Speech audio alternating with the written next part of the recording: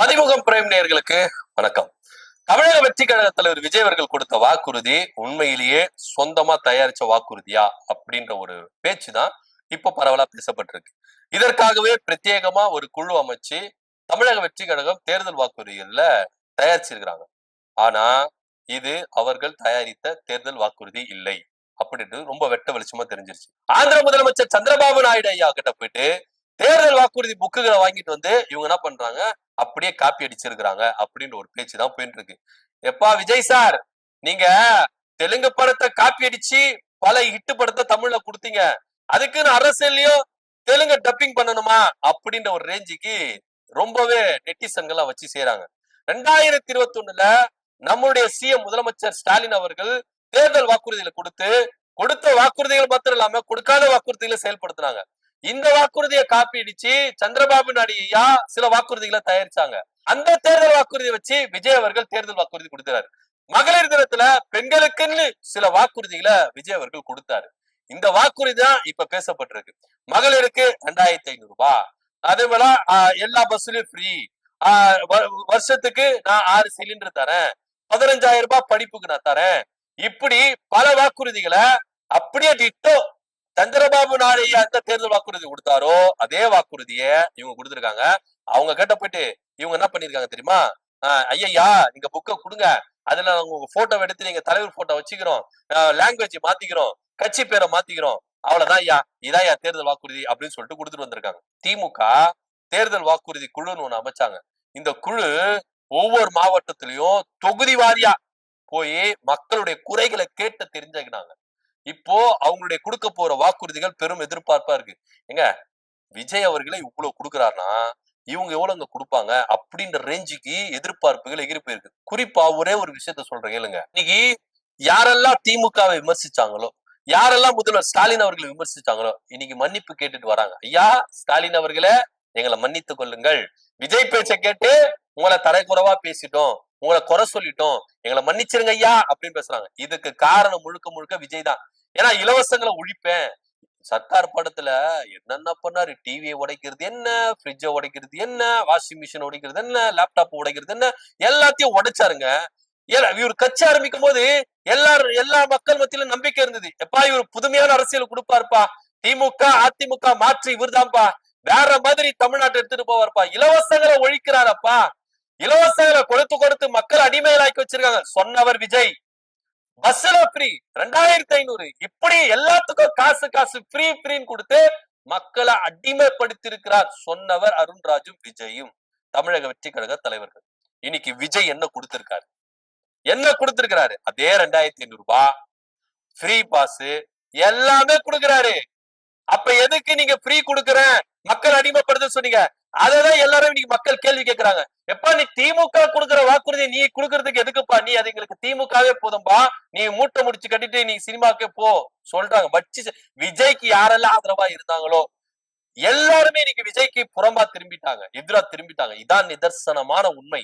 ஏன்னா விஜய் அவர்கள் கட்சி ஆரம்பிக்கும் பொழுது மக்கள் மத்தியில ஒரு பெரிய தாக்கம் இருந்தது. ஆனா கொஞ்சம் கொஞ்சமா அது கரைய தொடங்கிருச்சு. நீங்க ஒரே ஒரு விஷயத்த மட்டும் விஜய் கேரக்டரை பத்தி தெரிஞ்சுக்கோங்க. பெண்கள் இருக்கும் பொழுது அத்தனை பெண்களுக்கு எதிராகவும் தன்னுடைய மனைவியுடைய வாழ்ந்த வாழ்க்கைய கொச்சப்படுத்துற விதமா, ஒர்த் இல்ல, அவ்வளவு ஒர்த்தெல்லாம் கிடையாது, நீங்க ஃபீல் பண்ணாதீங்க, நீங்க ஃபீல் பண்றது எனக்கு ஹர்ட் ஆகுது. அதாவது இவங்க சங்கீதா அவர்கள் விவாகரத்து வழக்கு கொடுத்து பொதுவெளியில பேசப்பட்டதுல அதனால நிறைய பேரு ஹர்ட் ஆறாங்கன்னா அத பார்த்து இவரு ஹர்ட் ஆகுதான். யாரால ஹர்ட் ஆறாங்க? முதல்ல உங்களால தானே. உங்க மனைவி உங்க பேர் மேல கொடுத்த வழக்கு, அந்த வழக்குக்கு நீங்க இறங்கி ப்ராப்பரா பதில் சொல்லி இருந்தா நிறைய பேர் ஹர்ட் ஆயிருக்க மாட்டாங்க. அதனால நீங்க ஹர்ட் ஆயிருக்க மாட்டீங்க. இவரு ஒரு நடிகை கூட போய் சுத்துறது ஹர்ட் ஆகலையா, ஆனா இந்த வழக்க பத்தி கட்சியினர் ஹர்ட் ஆகுறாங்களா, அதனால இவர் ஹர்ட் ஆகுறாரா? சங்கீதா அவர்கள் உங்களால எவ்வளவு ஹர்ட் ஆயிருப்பாங்க, அதை பாத்தீங்களா? அவங்களும் ஒரு பெண் தானே, அவங்க கூட வாழ்ந்த வாழ்க்கை எல்லா பெண்களுக்கு முன்னாடி ஒர்த் இல்லைன்றீங்களா? நீங்க என்ன தலைவரு? இதுல வேற அவர் என்ன சொல்றாரு, வேலு நாச்சியார் படைய வைப்பேன், அஞ்சலி அம்மாள் நீதிமன்றம் வைப்பேன் அப்படின்னு. முதல்ல உங்க மேலதான் அந்த கேஸ கொடுக்கணும், ஃபர்ஸ்ட் கேஸ் அதேதான் கொடுக்கணும். சங்கீதாவுக்கு துரோகம் பண்ணிட்டு நீதி கொடுங்கன்னு சொல்லிட்டு அஞ்சலி அம்மாவுக்கு அந்த கோர்ட்ல கேஸ் கொடுக்கணும். முதல்ல உங்க கட்சியில வேலுநாச்சியார் படைய வைங்க, அஞ்சலை அம்மாள் நீதிமன்றத்தை வைங்க, அதுல வச்சு ஒரு நியாயத்தை தீருங்க. அதுக்கப்புறம் மக்கள் மத்தியில் உங்களுக்கு நம்பிக்கை வரும். உங்க கட்சியில பல பெண்கள், அஜிதா, வைஷ்ணவி, நிறைய பேரு, எத்தனை பேரு உங்க கட்சி தலைவர்களால, மாவட்ட செயலாளர்களால காசை கொடுத்து வாழ்க்கையை சீரழிஞ்சு போறாங்க, தற்கொலைக்கு முயன்றாங்க. அவங்களுக்கு என்ன நீதி வாங்கி கொடுத்தீங்க? அந்த வேலுநாச்சியார் படைய கட்சியில வச்சீங்களா? அஞ்சலை அம்மாள் நீதிமன்றத்தை கட்சியில வச்சீங்களா? அத முதல்ல வைங்க. உங்களை நீங்க தான் ஃபர்ஸ்ட் போவீங்க உள்ள. அத முதல்ல தெரிஞ்சுக்கங்க. நீங்க இவர் ஆட்சிக்கு வந்துட்ட பெரிய இதை கிழிப்பார்னா கட்சியில என்னத்தை கிழிச்சிங்க? அத முதல்ல செஞ்சிருக்கணும்ல. கட்சியில வச்சிருக்கணும். நீங்க கட்சியில வைங்க சார். கட்சியில வேலுநாச்சியார் படைய வைங்க. பெண்களுக்கு என்னென்ன அநீதி நடக்குது, என்னென்ன கொடுமைகள் நடக்குது விசாரிங்க. அஞ்சலை அம்மாள் நீதிமன்றத்துல விசாரணை செஞ்சு நீதி வாங்கி கொடுங்க. மக்களுக்கு ஒரு நம்பிக்கை வரும். எப்ப கட்சியிலேயே இந்த பார்மட்டை இவர் வச்சிருக்கிறாருன்னா ஆட்சிக்கு வந்தா எந்த மாதிரி இதை கடுமையாக்குவாருன்னு சொல்லிட்டு மக்களுக்கு நம்பிக்கை வரும். கட்சியில முதல்ல நீங்க வச்சீங்களா? வேலுநாச்சியார் படையும் அஞ்சலை அம்மாள் நீதிமன்றமும் தாவேகா கட்சியில முதல்ல அமைக்கட்டும். அதுக்கப்புறம் நீங்க ஆட்சியை பிடிச்சி இதை நீங்க டெவலப் பண்ணுங்க. முதல்ல இவர் குடும்பத்தை பார்க்க மாட்டாராம். முதல்ல உங்க மனைவிக்கு நல்ல கணவரா இருந்தீங்களா? உங்க பிள்ளைக்கு நல்ல அப்பனா இருந்தீங்களா? அதுக்கப்புறம் நீங்க நாட்டுக்கு வந்து தலைவரா இருக்கலாம். அதுக்கு முன்னாடியே வந்து நான் இதை பண்ணிடுவேன், அதை செஞ்சிருவேன், இதை கிழிச்சிருவேன், அதை கிழிச்சிருவேன், அதெல்லாம் வேண்டாம் சார். யாரும் நம்புற தயாருக்கு இல்ல. ஏன்னா மக்கள் எல்லாமே தெல்ல தெளிவா தெரிஞ்சுக்கிறாங்க. இன்னைக்கு விஜய் அவர்கள் ஒர்த்து இல்ல அப்படின்ற ஒரு சொன்ன விஷயம் சங்கீதா அவர்கள் எந்த அளவுக்கு பாதிக்கப்பட்டிருக்கு அவருடைய ஆதரவாளர்கள் சொல்றாங்க. சங்கீதா சைட்ல இருந்து வருகிற தகவல் அதுதான். விஜய் அவர்கள் அவங்களோடு சேர்ந்த அவங்க வாழ்க்கைய அவருக்காகவும் பிள்ளைக்காகவும் செலவு செய்தத கொச்சப்படுத்திருக்கிறார். ஒர்த்தே இல்லைன்னு கொச்சப்படுத்திருக்கிறாரு. இனி வரும் தினங்கள்ல பிரஸ சந்திக்க போறேன், விஜய பத்தி சுயரூபத்தை நான் உடைக்க போறேன்.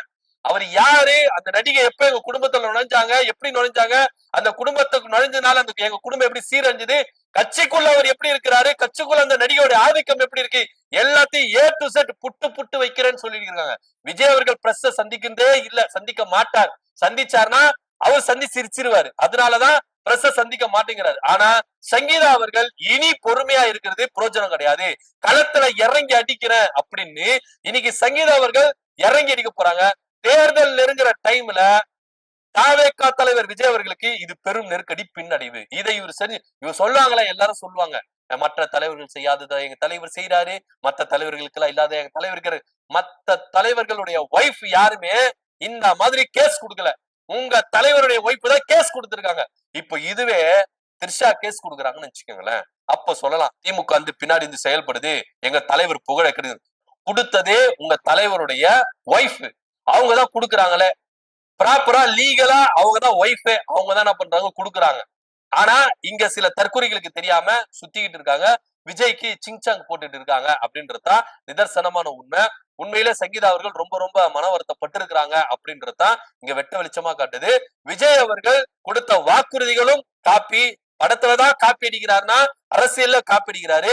சங்கீதா அவர்களுடைய வாழ்ந்த வாழ்க்கையும் கொச்சப்படுத்துகிறதுமா ஒர்த்தே இல்ல அப்படின்னு சொல்லிக்கிறாரு. இதை பத்தியோட கருத்து அப்படி கீழே கமெண்ட் பண்ணுங்க. நன்றி, வணக்கம்.